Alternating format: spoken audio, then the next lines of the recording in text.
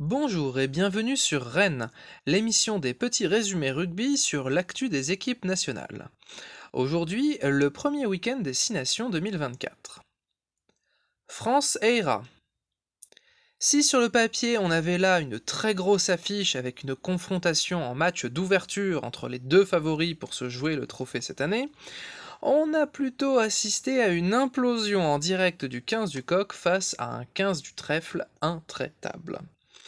Une première demi-heure nettement dominée par les Irlandais, le réveil français s'est paradoxalement produit après le carton rouge. Deux essais inscrits en infériorité numérique face à l'équipe européenne la mieux classée par World Rugby, c'est tout de même plus qu'honorable. Et cela démontre que la France méritait son statut de co-favorite quand elle joue la tête à l'endroit. Allez William C! Italie-Angleterre.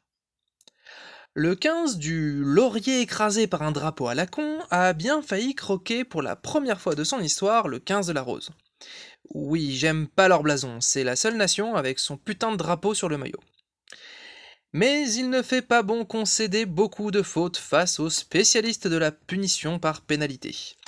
Même si, il faut le reconnaître, le jeu anglais samedi n'était pas une simple stéréotypique séance de grands coups de pied. Et si les Italiens ont montré de belles choses qui augurent du bon vis-à-vis de leur tout nouvel entraîneur, qui n'a eu que très peu de temps depuis son arrivée pour préparer ce tournoi, au vu de l'ensemble du match, la victoire anglaise n'est toutefois pas déméritée. Galles-Alba. À mon goût, le plus beau match de ce premier week-end. Tout du moins, la confrontation la plus haletante. Une domination unilatérale du 15 du Chardon en première mi-temps et un début de deuxième marqué par l'inscription du troisième essai écossais, puis un réveil tonitruant du 15 du Poireau. La Doddy Wear Cup s'est finalement jouée à un petit point et les Gallois repartent avec une défaite à 2 points, ayant eu à la fois le bonus offensif et le bonus défensif.